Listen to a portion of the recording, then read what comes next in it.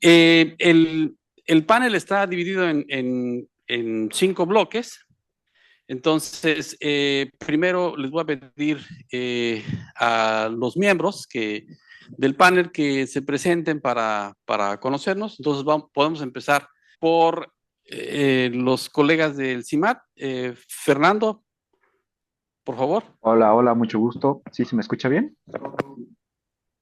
Sí, Sí. Perfecto.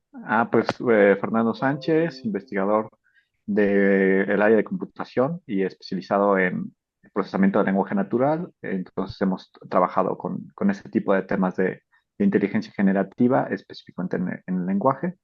Y pues muchas gracias por la invitación. Gracias, Fernando. Adrián. hola, ¿qué tal? Buenas tardes. Mi nombre es Adrián Pastor López. Yo soy investigador titular también ahí en el Centro de Investigación en Matemáticas, en el Departamento de Computación. Y también mi área de especialidad es el procesamiento del lenguaje natural, el aprendizaje profundo, todo esto del machine learning aplicado. Y pues bueno, muchas gracias por la invitación. Y el tercer miembro que va rapidísimo camino a su casa, Manuel Montes, que ya se presentará en cuanto llegue. Alex, si nos recuerdas. Sí, gracias. Mi nombre es Alejandro Márquez. Yo soy investigador en el área principalmente de control automático.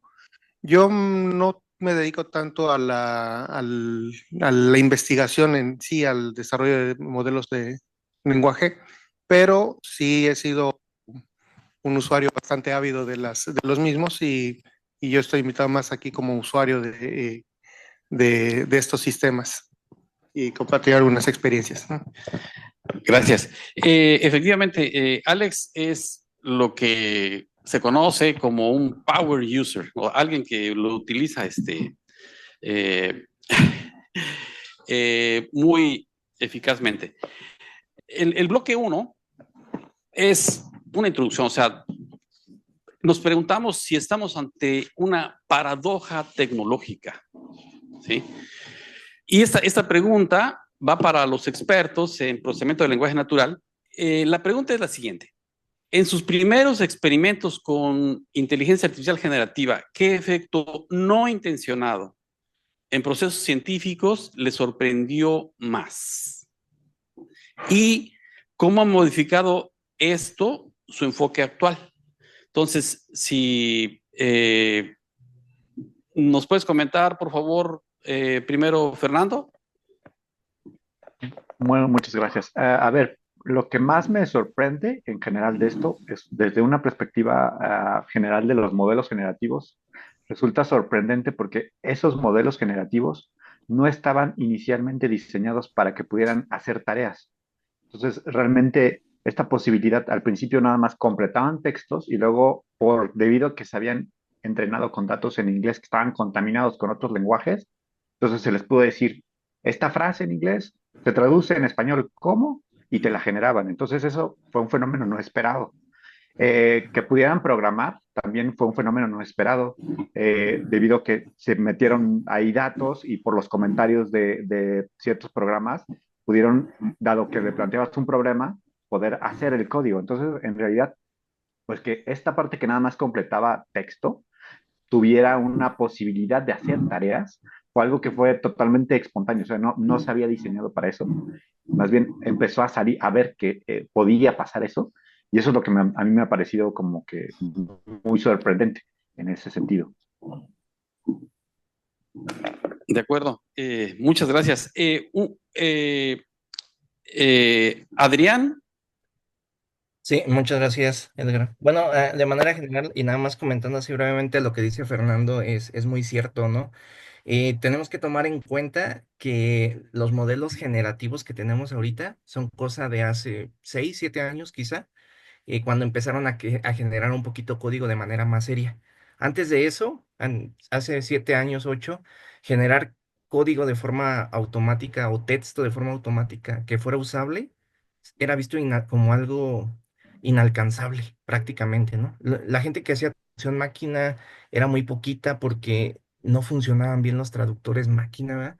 Y todo esto del, digamos, el ascenso de los LLMs, pues ha tomado a todos por sorpresa, ¿no? No nada más a nosotros. De hecho, si se fijan, el paper que propone la arquitectura básica, el Transformer, sale de Google. Y también, por ejemplo, otros modelos muy importantes como BERT salen de Google. Sin embargo, todos los investigadores involucrados en estos modelos dejan Google más o menos rápido después de haber publicado esto, porque al parecer como que no se les dio como pie a poder desarrollar toda esta línea de investigación, lo cual tiene como cierto sentido porque en su momento no se veía como que fuera a tener tanto impacto y pues Google tenía ya sus modelos de negocio, ¿no? Ya tenía pues las búsquedas y todo eso. ¿Por qué arriesgarse con algo más? Alguien que sí le hizo caso pues fue OpenAI. Pero hay que tener mucho cuidado porque estos modelos pueden generar cosas que no son del todo ciertas porque pues es lo que observan en los datos, ¿no? La idea de un modelo de lenguaje, más o menos para los que no tengan la idea, y yo creo que ya muchos se lo imaginan, es tratar de hacer la predicción del siguiente token dados algunos anteriores. Y como dice Fernando, esa predicción del siguiente token dados algunos anteriores, al principio era con un contexto muy pequeñito. Trata de predecir lo siguiente dadas dos o tres palabras. Y así te ibas, ¿no? De manera autorregresiva. Pero ahorita el contexto que pueden tomar es muchísima información. Al principio yo cuando lo empecé a usar, lo probé para generar algunos códigos en C y en C++. Y los primeros modelos vi que introducían como ciertos errores en el manejo de memoria dinámica, por ejemplo. Entonces eso era un problema porque también era un problema sutil, que si yo no pues conociera C o C++, pues a lo mejor no hubiera detectado en su momento, ¿verdad? Y tú sabes que ese tipo de problemas en esos lenguajes de programación pues puede ser muy delicado. Hay muchas cositas como también entre más específico sea el prompt es un poquito mejor a pedirle como una pregunta genérica. Y quizá de lo positivo que vi que generaba como a veces en cositas que le pedía, era como que me daba otros caminos a ciertas cosas que le preguntaba que a lo mejor yo no había considerado. Y aunque no estuvieran tan precisos, me daban ideas de cómo abordar eso de otra forma y a lo mejor considerarlo. Entonces, bueno, es muy interesante tanto esta perspectiva amplia que te pueden dar, como también el prompt o la forma en que le ordenas al lenguaje ir desarrollando algo. ¿Sí? Bueno, no me alargo más. Muchas gracias. Bueno, pues Adrián ya empezó con la pregunta que estaba destinada a Alex. Como usuario, al adoptar estas herramientas, o sea, cuando empezaste a utilizar estas herramientas, ¿qué sesgo oculto o error conceptual peligroso detectaste de manera anecdótica en las salidas que eran aparentemente coherentes y luego cómo lo resolviste? Bueno, gracias. Primero, antes de contestar esa pregunta, yo creo que sí es importante aclarar un poquito qué entendemos por cada uno de esos dos conceptos.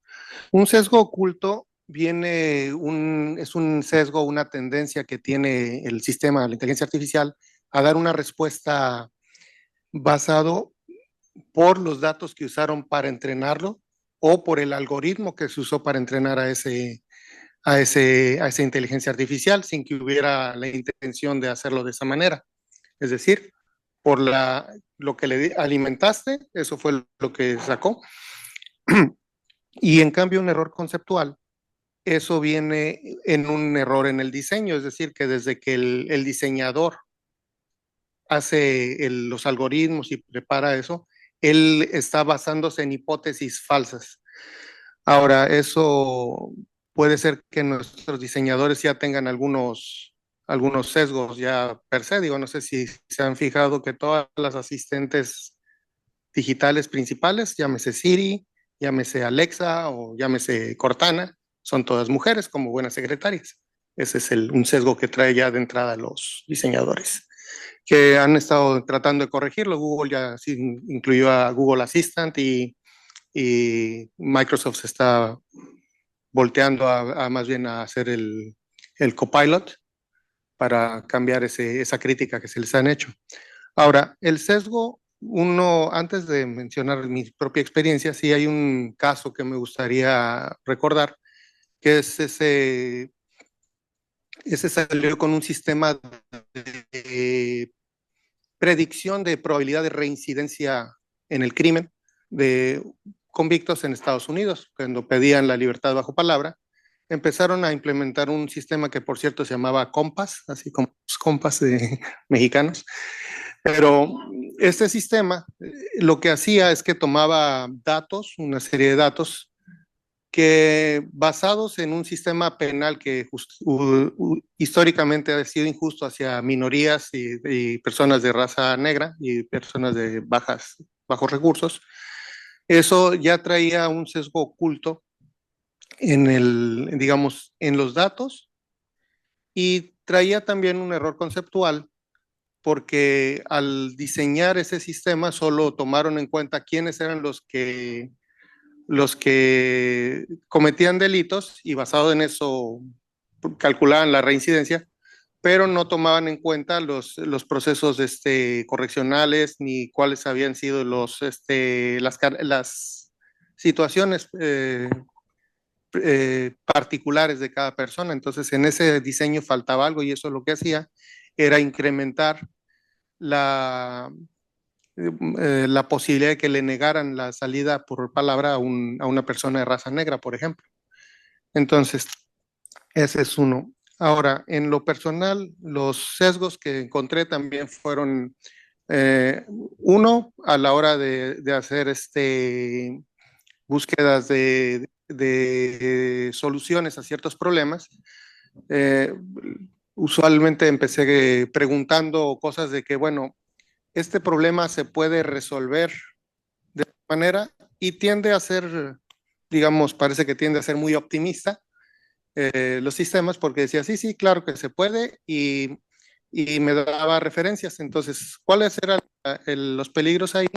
Uno, eso, digo, aclaro, no me pasó, pero normalmente con los novatos luego pasa que toman la información que te ofrece uno de estos modelos tal cual y la integran en su documento. Sin embargo, cuando revisas, muchas de las referencias bibliográficas que tenían eran falsas, eran inexistentes, y también muchos de los argumentos que aparecían a veces eran incongruentes.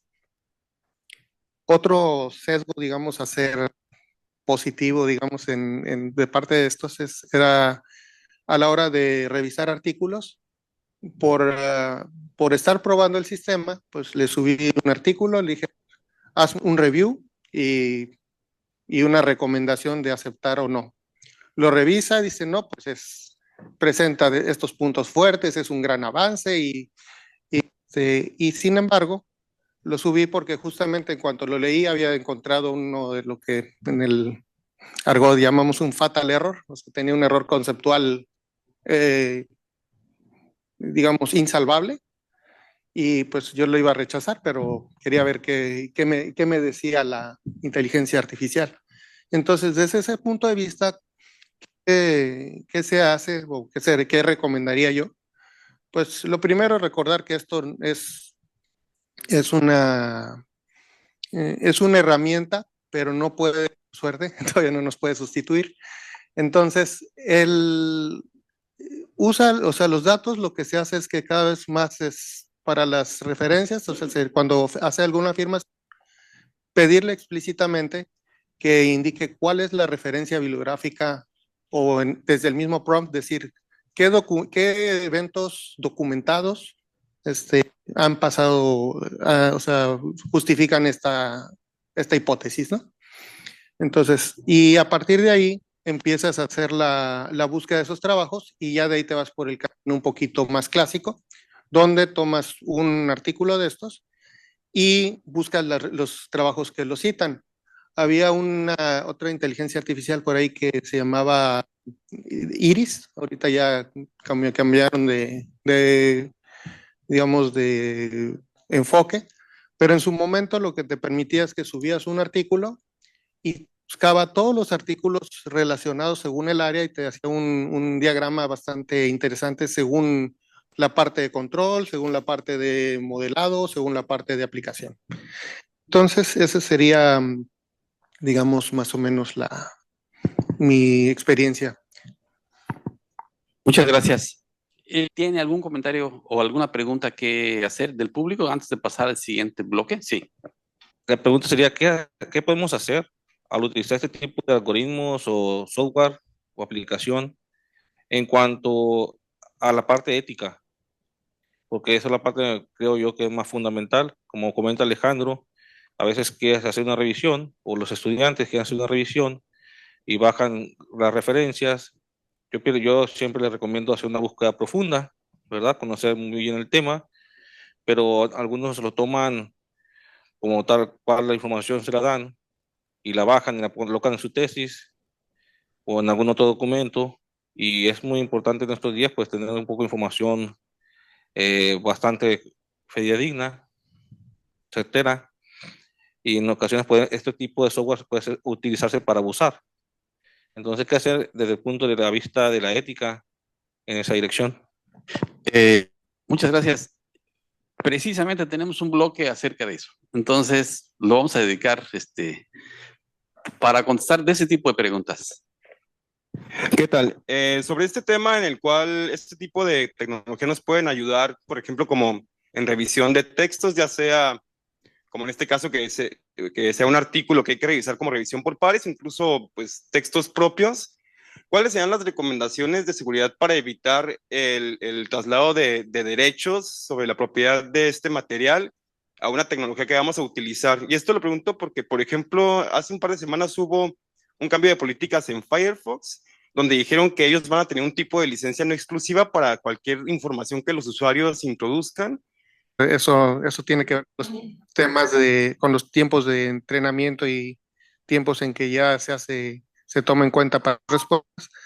Pero si por algo resulta que ese texto que tú sometiste, y digamos una cosa un poco más plausible, alguien somete un artículo, se rechaza, no se publica y dice, bueno, después lo voy a someter o corregir, pero pasa tiempo suficiente como para que parte de ese texto le aparezca a otra persona y esa otra persona lo meta y lo publique.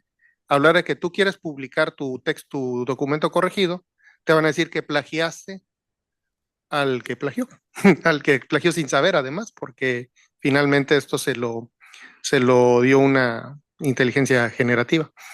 Entonces, en la parte esa de cómo controlar que un documento no publicado se tome en cuenta para el entrenamiento, ahí sí no, yo no podría ver que lo que sí sirve también es cuando estás trabajando en tu tesis, más bien te puede ayudar para tomar textos y que ya están publicados y resumirlos, o sea, puedes pedirle y eso tiene que ver mucho en cómo pides las cosas.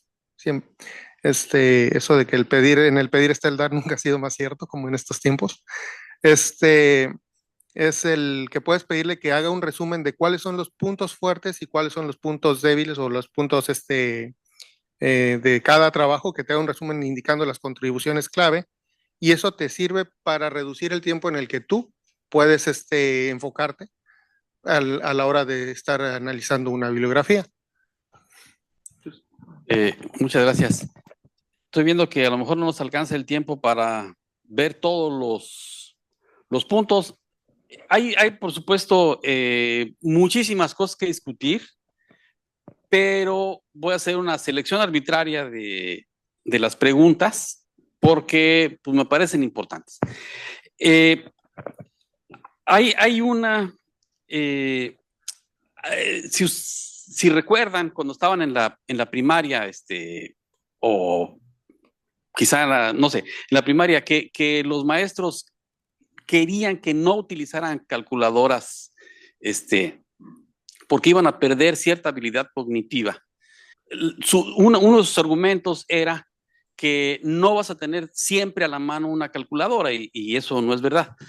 Entonces, hay una pregunta semejante que se puede hacer con respecto a la inteligencia artificial generativa, ¿sí? esta es una pregunta del bloque 2, ¿sí? Y dice así, ¿cómo prevenir que los investigadores junior desarrollen pseudocompetencias al delegar tareas críticas? O sea, es parte de la pregunta que estaban haciendo ahí, porque tienen a su disposición pues un asistente, ¿sí? Que sabe muchas cosas, algunas las sabe mal. Si uno le quita esa ayuda, probablemente se llama pseudocompetencia, porque sin la ayuda adicional, no podría resolver el problema, ¿sí? Y eso ha sucedido, por ejemplo, con programadores, que ya no pueden completar una tarea sin la ayuda de un asistente. Fernando o Adrián, ¿quieren tomar esa pregunta? Adelante, Fernando. Hola, ok. A ver, yo creo que sí, claramente en general en la sociedad se ve que hay una tendencia a que pues esta herramienta se vaya a incorporar en un montón de tareas. Yo diría que pues, la tendencia es como que en el quehacer intelectual humano vayamos hacia muchas tareas que sean simplemente verificadores de la salida de un modelo de lenguaje. Estar ahí, dejarle la tarea, sacarla y ver como la tarea delicada, como de ver si eso está correcto o no. Entonces, como decía en los comentarios que se hicieron previamente, como del artículo, pues había un error ahí importante, ver si eso que sale de un error importante o en el código que se pueda generar, si el código está correcto o no. Entonces, va a haber muchas tareas que se va a utilizar ya por de facto como un principio, como un punto de partida para poder tener un cierto prediseño. Ahora, en esta idea de poder ser los verificadores de esa salida, tenemos que tener realmente la habilidad de muy alto nivel. Pensemos que en trabajos de alto liderazgo, pues el gerente general o el más, una persona que esté revisando procesos encargados a diferentes personas, pues esa es su tarea, verificar que realmente haya estado correcta eso que se ha desempeñado. Entonces, nos vamos a convertir un poco en esos verificadores de que esté haciendo el modelo de lenguaje correcto. Y para poder hacer esa evaluación o para las personas que están en esos puntos de decisión en el cual tienen que tomar, ver si ese trabajo realizado es correcto o no, deberían de haber pasado ya por la experiencia de haber estado en esas tareas. Entonces, una parte fundamental es que se debe de seguir manteniendo la idea de saber hacer esas tareas, así como en la calculadora nosotros ya tenemos una intuición de que cierto número por cierto número o cierta tarea nos tiene que dar un resultado en cierto rango,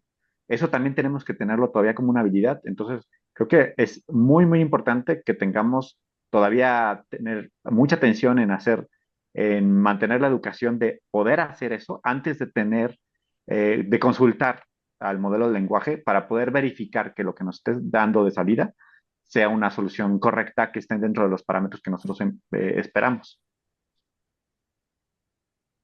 Lo que comentaría. Sí, muchas gracias. Aprovecho para dar la bienvenida a Manuel. Si te puedes presentar. Sí, cómo no, muchas gracias, Edgar, saludos a todos los presentes, a Fernando y a Pastor. Una disculpa por haberme conectado tarde, pero venía pensando en que iba a ser a las 2 de la tarde de aquí, no a la 1. Bueno, soy Manuel Montes y Gómez, investigador en el Instituto Nacional de Astrofísica, Óptica y Electrónica de Puebla. Trabajo en el Laboratorio de Tecnologías del Lenguaje de esta institución y desde hace 20 años, un poquillo más, trabajo en distintos temas de procesamiento del lenguaje natural, ¿no? Entonces, pues un poco técnicas relacionadas con lo que está atrás de los grandes modelos de lenguaje que hoy todos usamos. Muchas gracias, Manuel. Otra pregunta de este mismo bloque. Si alguien puede citar un caso en que la IA acelera procesos, pero degradando el rigor metodológico. Uno de los ejemplos es la búsqueda bibliográfica, ¿sí? Entonces ahí el rigor metodológico pues, se degrada porque por las alucinaciones, ¿no? Entonces, si tienen, Manuel, por ejemplo, ¿tú tienes algún ejemplo de adicional en donde el rigor metodológico se degrada a costa de la aceleración que te da el utilizar un asistente. Sí, bueno, pusiste el ejemplo de búsqueda, ¿no? De información, pero digamos que uno de los usos comunes que ahora le estamos dando, digamos, a nivel de aplicación en ciencia es la generación de surveys, eh, rela- entre comillas, relativamente de forma automática.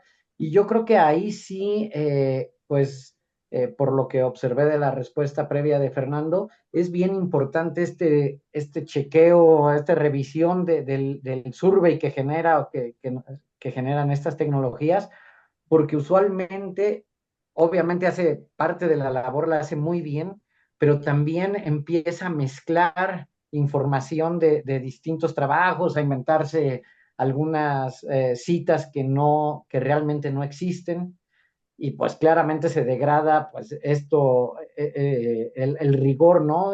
Científico en la generación de estos surveys. Entonces yo ahí pues el consejo que daría es que si vamos a usar en este tipo de tareas a los grandes modelos de lenguaje, siempre lo hagamos con cautela y siempre bajo el supuesto de que hay este tipo de errores y darle una buena revisada, ¿no? A lo que generan, que veo que es un uso muy común que ahorita se está dando en generar estos surveys, ¿no? Pero que no necesariamente cumplen con este rigor que usualmente sí seguimos cuando los hacemos manualmente. Sí, muchas gracias, Manuel. A ver, una pregunta adicional que tiene que ver con, esto es como más de, de las tripas de los modelos y de un fenómeno que sucede que es la contaminación circular. Es decir, en la primera generación de los modelos se utilizó pues texto que claramente no había sido generado por modelos de lenguaje, pero en las siguientes generaciones cada vez hay una proporción mayor de texto que se utiliza para entrenarlos que fue producido por modelos de generaciones anteriores, ¿sí? Y más aún, al entrenar nuevos modelos, se utiliza como maestro un modelo que ya estaba entrenado antes. Entonces, la pregunta es, ¿cómo se puede manejar la contaminación circular cuando la inteligencia artificial reproduce sesgos existentes en la literatura? Adrián, si te quieres comentar sobre eso. Sí, a ver, creo que es una pregunta bastante difícil. Yo creo que no hay una respuesta todavía clara sobre cómo se va a abordar eso, ¿verdad? Porque, pues sí, como lo comentas, ahí va a haber bastante contaminación que se va a ir propagando de una u otra forma. Y es particularmente interesante porque ah, vamos a pensar en el modelo chino que salió, ¿no? El nuevo, el DeepSeek. Una de las cosas, digamos, particulares que usaron y que fue como muy interesante es que, según se reporta en el paper, lograron hacer aumento de datos sintéticos a través de aprendizaje por refuerzo. Algo que no estaba tan claro que siempre ayudara, sin embargo ellos pues lo lograron, ¿no? Y es parte del éxito de que ese modelo, o al menos es lo que se piensa, haya alcanzado el rendimiento de un modelo cerrado, premium, como el de OpenAI, ¿no? Mientras por un lado el ChatGPT, las últimas versiones y todo, en un principio, para mejorar el modelo, usaron, digamos, muchos etiquetadores, ¿no? En diferentes países para validar cuáles respuestas se veían como más humanas, cuáles estaban correctas y afinar el modelo y hacerlo mejor. La empresa china de DeepSeek, que tampoco estamos pensando, no estamos hablando de una empresa chiquita, ¿no? Tienen cientos de PhDs de las mejores universidades de China, entonces no es cualquier cosa, pero lograron hacer generación sintética de datos para mejorar el modelo y alcanzar pues, rendimientos muy, muy, muy buenos, ¿no? Además de también tener modelos destilados, como comentas, en donde un modelo se convierte en maestro de otro y hacer modelos más accesibles para todos nosotros, pero tienen esta parte de generación sintética que es muy buena. Viendo eso, pues es una tendencia y un boom, ¿no? Y también es una estrellita para el algoritmo de aprendizaje por refuerzo que se anota ahí. Y no sé cómo se podría como abordar, tal vez si fuera esa generación sintética a través de algún algoritmo que se está haciendo el aumento de datos, pues tratar de forzar a que solamente observe textos generados por humanos, ¿verdad? A través de otro modelo que esté supervisando y tratando de adivinar si ese texto que va a usar para aumentar los datos fue generado con IA o no, para que descarte los textos que fueron generados con IA. Entonces, no sé, es lo único que se me ocurre. Yo creo que no es una respuesta, no es la mejor respuesta, pero yo me lo imagino por ahí, ¿verdad? Que podría ir. Eso es lo que quisiera comentar. Sí. Muchas gracias. Pues vamos Oye, a escuchar Edgar, la opinión, eh, sí. Adelante, Manuel.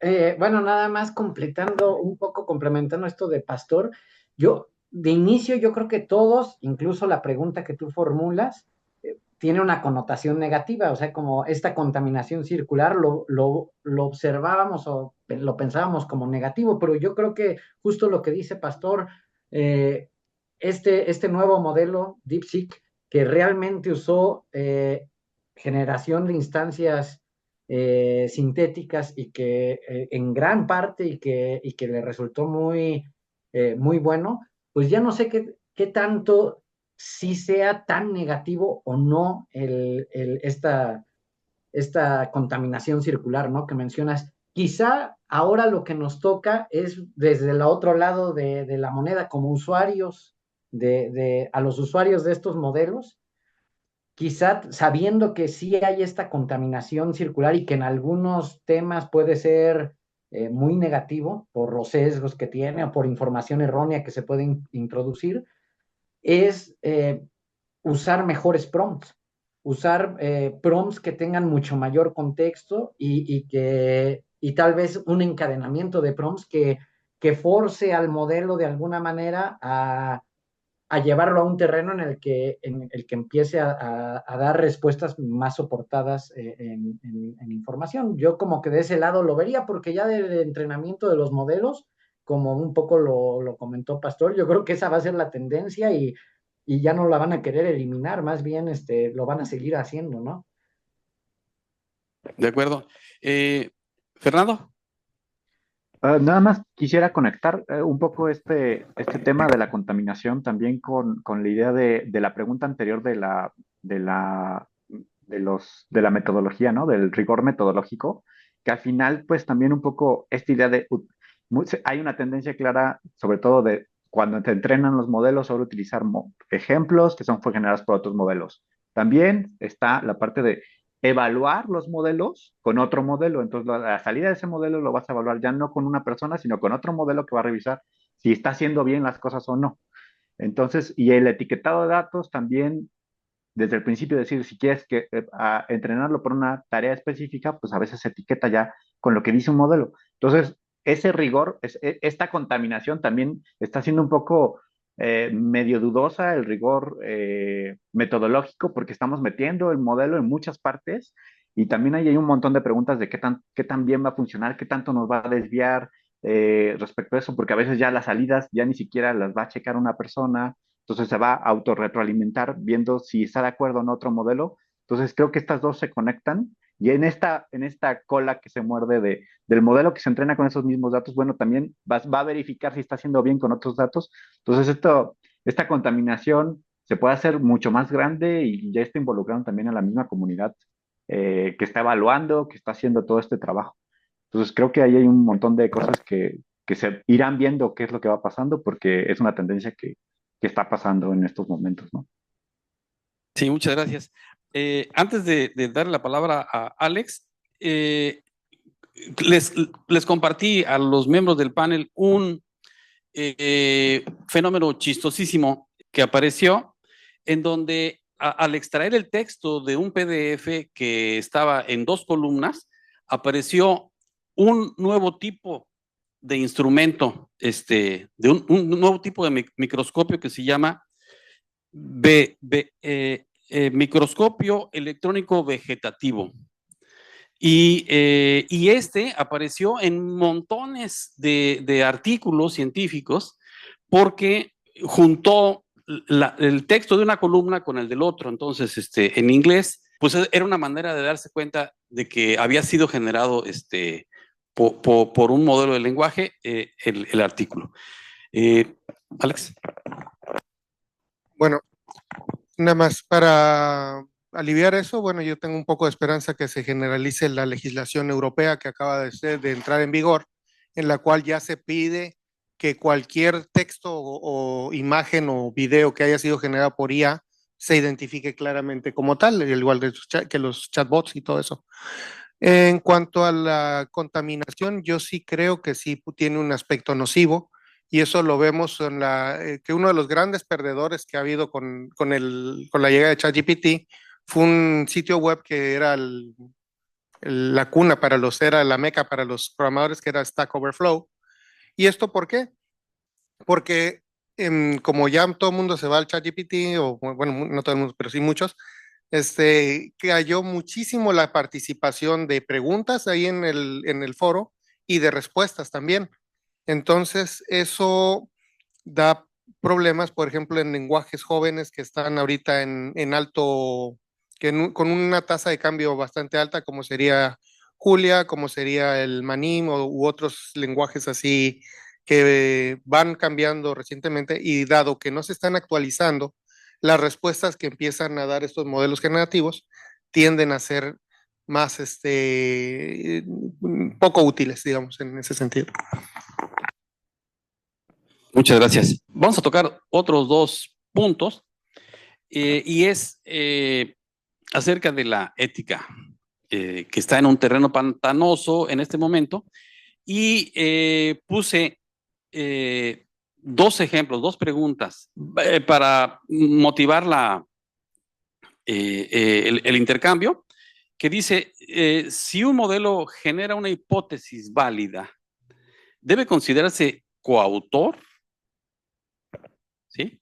Entonces, no sé quién quiere tomar primero la pregunta. Manuel. Ok,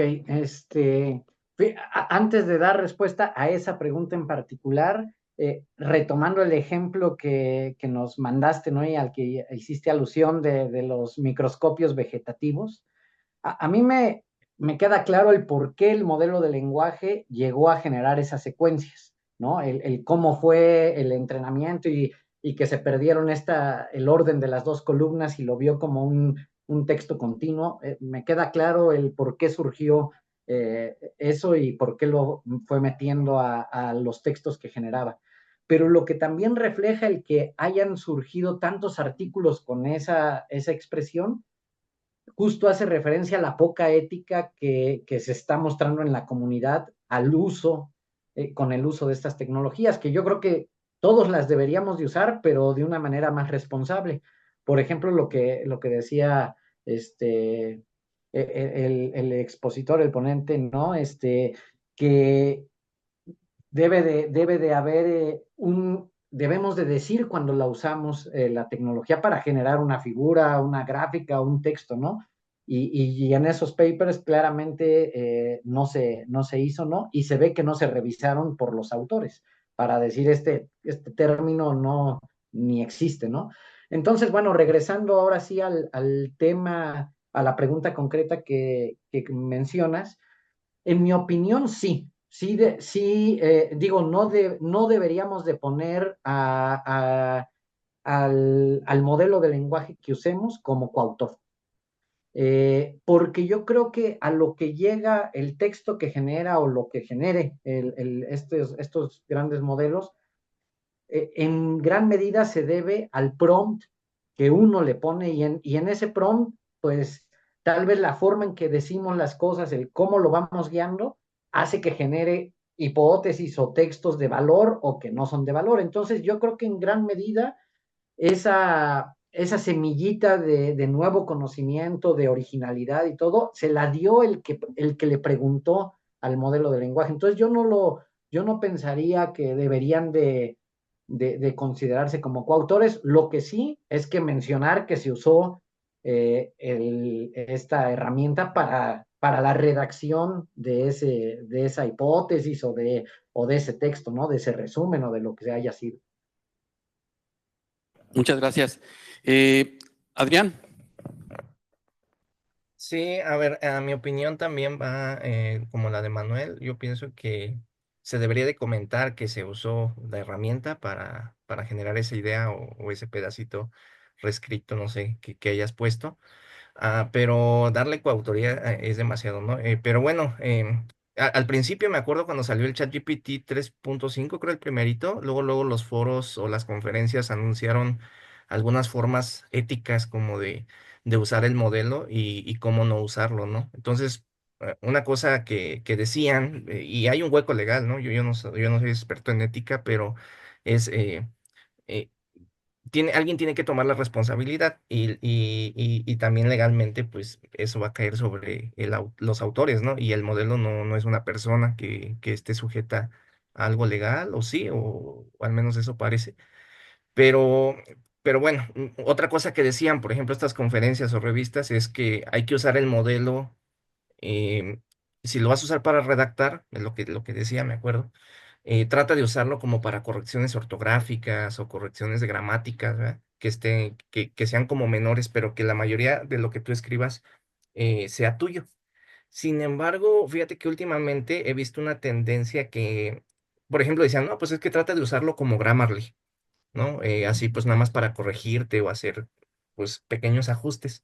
Pero hace poquito instalé Grammarly y, pues ahí te pide, ¿no? Si que quieres que aparezca en Word, en Google Docs y en todo lo que, en Overleaf y todo.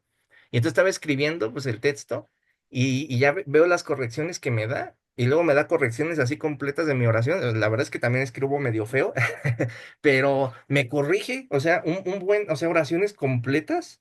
Y dices, oye, pues es que ya estoy usando Grammarly. Es mi idea, pero la verdad es que sí lo puso más bonito. Entonces, ya nada más es darle clic, ya no tienes que ni siquiera, ya está integrado ahí un modelo de lenguaje, ¿verdad? Le das y si pagas el Grammarly Premium, pues te vas más rápido y generas bien rápido el texto. Entonces, ¿ahí qué? ¿No? Entonces, ahora, aunque lo estés usando pues, como ese corrector ortográfico, ya incluso estos productos como Grammarly ya están metiendo pues un LLM ahí, ¿verdad? Gracias. Fer. Bueno, en mi opinión, creo que se debe de declarar que sí se usó, se debe de decir qué modelo se usó, pero no sería un autor. Yo veo que los autores, un poco lo que ya había comentado, creo que hay una tendencia a que vamos a ser revisores de lo que sacan modelos de lenguaje. Entonces los vamos a tener que integrar en los procesos creativos, en los procesos del quehacer de un montón de cosas. Entonces, pues nosotros vamos a ser un poco como los autores, van a ser un poco como los directores de cine que tienen que decidir qué parte, qué escenas van a poner, cuáles son las escenas buenas donde se demuestra la intención de la película, se cuenta bien. Entonces, digamos que nuestros actores van a ser modelos de lenguaje, pero tenemos que ir escogiendo esos modelos de lenguaje y ir armando lo que queremos. Entonces, eh, creo que evidentemente sí toda una discusión ahorita de qué tanto se deben de utilizar, si deberíamos de partir de una idea del modelo de lenguaje o no, que es un poco como lo que pones como de principio.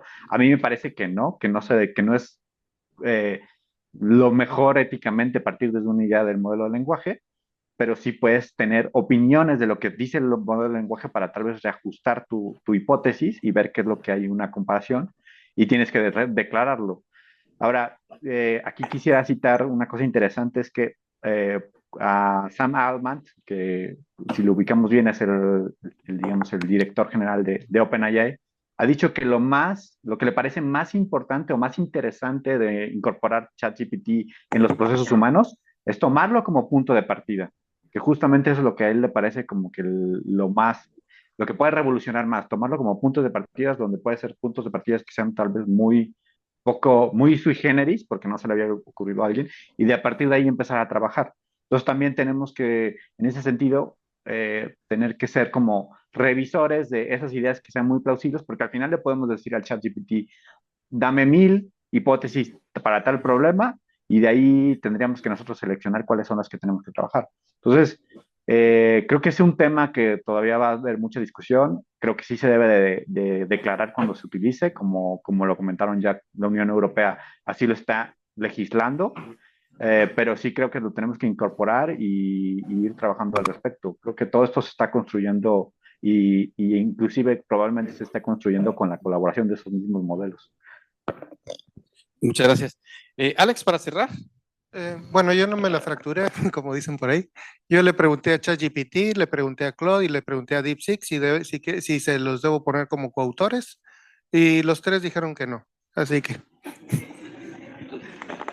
De acuerdo. Si hay alguna inquietud o algo que quieran compartir, sí, adelante. Buenos días a todos. ¿Quién es? ¿Cómo te llamas? ¿Qué haces? Ok, Horacio Soto, de aquí en el Departamento de Electrónica y Telecomunicaciones. Como bien han dicho, muchas veces les preguntas algo a la inteligencia artificial y te da una respuesta falsa, ¿no? El ChatGPT, por ejemplo, le preguntas cuánto es la exponencial del logaritmo base 10 de X y te dice que es X. Y entiendo que ahí es un problema de entrenamiento, pero cuando le preguntas otra cosa y le pides una referencia y te da una referencia falsa, yo pregunto si esa es una cuestión de entrenamiento o es una falta de ética también de los entrenadores, porque te da el título, lo buscas, no lo encuentras, regresas a la inteligencia y dices, oye, dame exactamente la referencia completa, vas, te da una revista con páginas y con autores y todo el asunto, que ni existen los autores, que ni existe la página, entonces ahí se me hace que no es entrenamiento. Entonces ahí cómo está la parte ética de los que hacen o hacia quién va dirigida la inteligencia artificial. Hay algunos países o algunos núcleos que sí obtienen las referencias adecuadas y para otras personas no, o cómo está la cosa, ¿no? Claro, excelente pregunta. Manuel. Sí, bueno, tal vez para responderla nada más recordarle un poco a la persona que preguntó que el modelo de lenguaje al final de cuentas lo que hace es predecir la siguiente palabra dado un string que le precede, ¿no?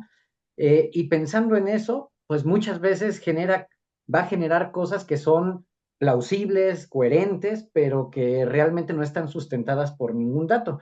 A mí me pasó, por ejemplo, que creo que está relacionado con la pregunta que hace esta persona, el participante, que yo le pregunté quién era yo. Y empezó a decir que Manuel Montes y Gómez es un investigador del Instituto Nacional de Astrofísica, Óptica y Electrónica, y a partir de ahí, todo lo que siguió se lo inventó porque empezó a decir que hacía cosas de astrofísica.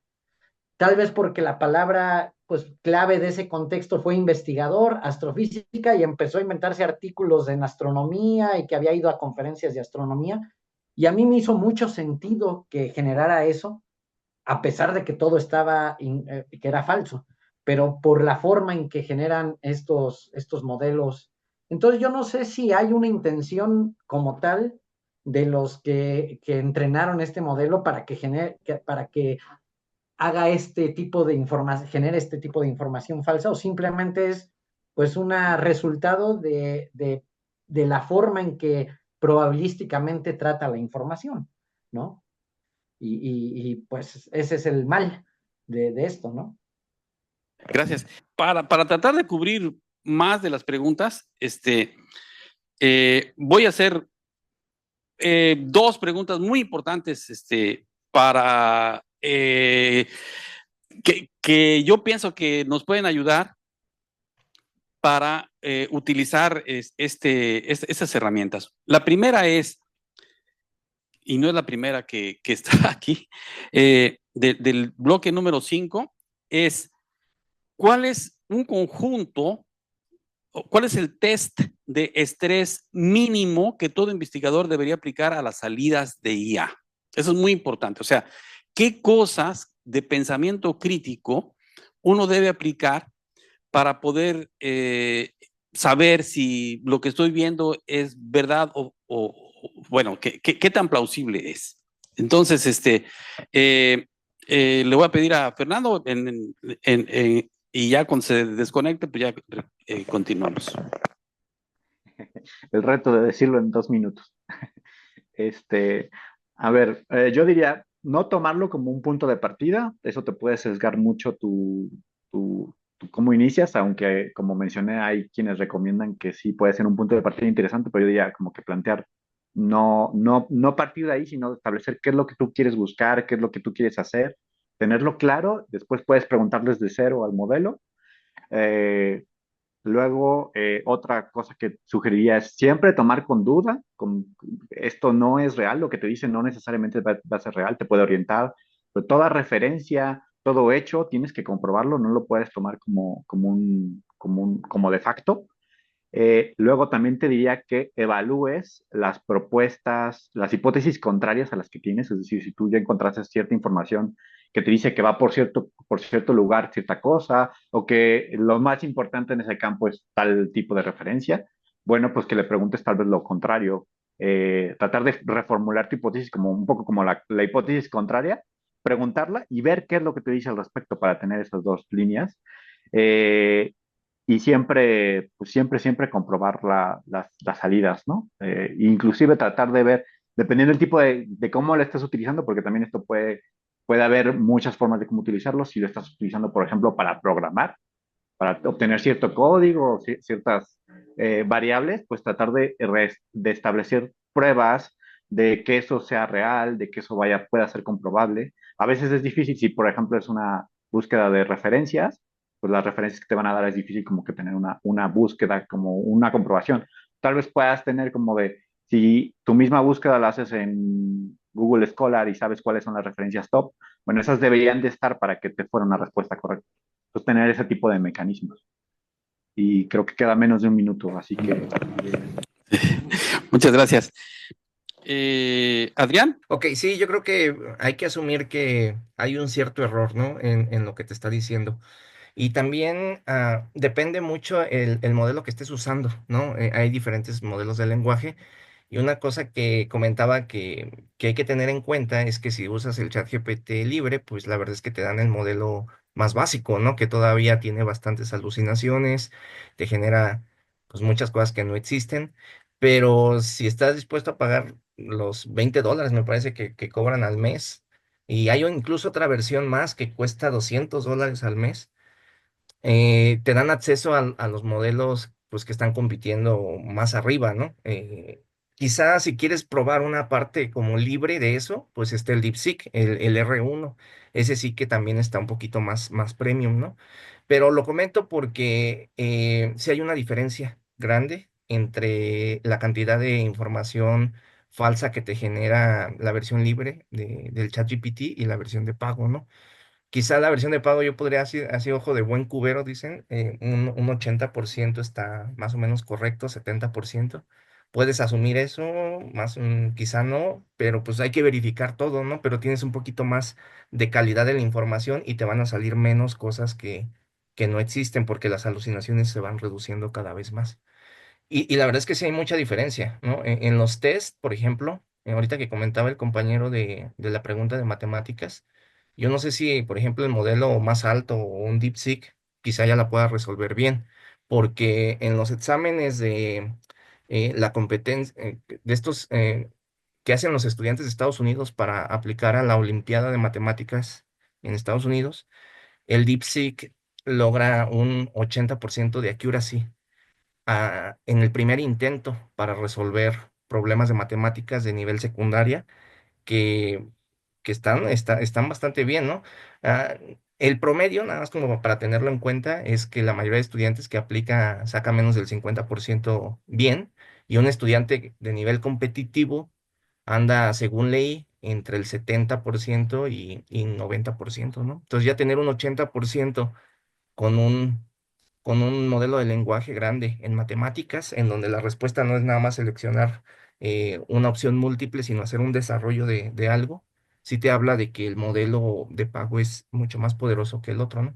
Y lo mismo pasa en bases de datos de programación competitiva, ¿no? Me parece que, por ejemplo, en la base de datos de Codeforces, el DeepSeek o el ChatGPT de pago, el O1 que le llaman, está entre los 2000 programadores mejores del mundo, ¿no? Que es el nivel máster que maneja la plataforma. Y cuando no es uno de esos modelos, pues sí es mucho más básico.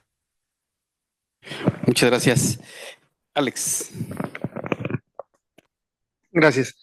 En cuanto a eso, digamos, ya la parte que uso, más bien ahí me voy más que con el ChatGPT, uso el Consensus, que es una herramienta donde tú pones la hipótesis, que si crees se puede, pero tienes que hacerla, y como todo, aquí el prompt es lo básico.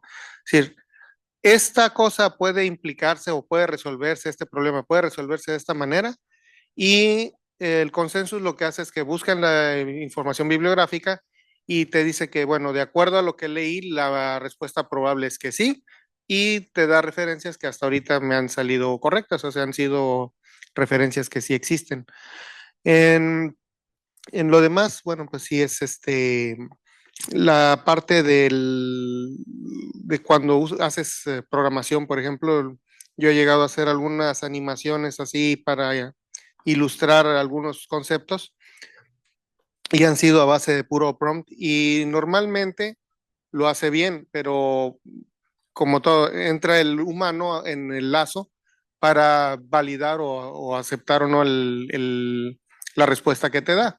Me ilustró muy bien, por ejemplo, la búsqueda de raíces Newton, con el método de Newton, pero fue un fracaso total, por ejemplo, para optimización por partículas. Entonces, Muchas gracias. Yo creo que ya estamos cerrando. Manuel. Sí, bueno, nada más completando esto que comentaron, yo les voy a decir lo que típicamente hago, no para cosas que tengan que ver con, digamos que razonamiento matemático, dejando por un lado esas tareas, sino más relacionadas con la formulación de hipótesis o de que genere resúmenes y demás. Siempre trato de hacer 3 preguntas posterior a obtener una respuesta de estos modelos. Una es sobre los argumentos que soportan esa respuesta, que es una siguiente pregunta que le hago, o hay veces como cómo llegó a esa información o a esa pregunta, le suelo preguntar eso, y muchas veces viendo lo que responde a ello, le da a uno más confianza o menos confianza sobre la respuesta, porque muchas veces uno tampoco tiene, pues preguntas cosas que no sabes, no le pregunto no le hago preguntas para demostrar que sabe, que lo hace bien o mal, sino muchas veces le hago preguntas que claramente quiero encontrar una respuesta yo, ¿no? Que no la sé. Entonces, la única manera de ver si qué tanta confianza le tengo es haciéndole estas preguntas subsecuentes sobre los argumentos que pueden soportar esa respuesta o cómo llegó, o que me indique fuentes. Y las fuentes, como quiera, que le da a uno como referencia, como quiera, son más fáciles de buscar y ver si sí están inventadas o si sí existen, ¿no? Y si sí existen, pues bueno, ya tienes un poquito más de confianza. Entonces yo no es un test de estrés, pero digamos que son 3 tipos de preguntas que yo usualmente hago como para ver qué tanta confianza me da o no la respuesta que me está dando. Muchas gracias. Ya vamos a terminar, pues son la 1:15. Solo les voy a dar un dato. Alguien sugirió, no me acuerdo exactamente quién, que se podía, creo que Alex, es que se podía correr localmente DeepSeek. Es muy difícil. Se requieren 16 GPUs H100 para correr ese modelo y no tenemos 0 en el CISS, por ejemplo. Un último comentario, probablemente sería motivo de otra mesa o de otro análisis. Estamos viendo la primera generación de razonadores, así como vimos la primera generación de generadores de texto, estamos viendo la primera generación de razonadores y esencialmente es algo que se conoce como un rehash, o sea, una manera, es prompt engineering automatizado. Entonces, vamos a ver cosas todavía más sofisticadas en el futuro. Quiero comentar algo rapidito, Edgar. Nada más. Adelante. Bueno, lo que dices del modelo DeepSeek tienes razón, si quieres usar el modelo base, que es el de 600 billones de parámetros, pero fíjate que hay, y están en Hugging Face accesibles, modelos destilados, que son estos modelos que comentaste que usan al maestro grande, que es el DeepSeek, y que son modelos más pequeños. Y una de las cosas interesantes del paper de DeepSeek es que justamente mostraron que estos modelos destilados son muy buenos, ¿no? Entonces, hay uno de 8 billones de parámetros que se llama DeepSeek Llama, ¿no? Que digamos, pues es un llama que aprendió del DeepSeek grandote y tiene un rendimiento muy bueno. Ese sí que se puede usar y es el que, por ejemplo, nosotros usamos para experimentar encima. Tampoco tenemos H100. Claro. Como comentario, tu comentario, este, estuvimos haciendo algunas pruebas con Retrieval Augmented Generation y sí hay diferencia. O sea, entre los modelos destilados y los modelos grandes. Pero, pues sí, efectivamente, como para familiarizarse y como para hacer cosas que no están, digamos, en el estado del arte, sí son convenientes. Pues voy a pedir a todos un aplauso para nuestros panelistas y darles las gracias a los colegas. Hemos aprendido muchísimo y yo creo que hay material para muchísimas más charlas en el futuro. Bueno, de parte del comité organizador de la tertulia les voy a leer el reconocimiento. Es la División de Física Aplicada del Centro de Investigación Científica y de Educación Superior de Ensenada, otorga la presente constancia al doctor Alejandro Márquez Martínez, en este caso, por su participación como panelista del tema Aliada o Riesgo, el rol de la IA generativa en la investigación científica en la tertulia de la División de Física Aplicada que se llevó a cabo el día viernes 14 de marzo en Ensenada, Baja California, México. Y firman el doctor Eugenio y yo por parte del comité organizador de la tertulia. Y hay uno para cada uno de los miembros, incluyendo el moderador, que se les hará entrega y ya sea física o por correo electrónico. Muchas gracias. Gracias. Muchas gracias.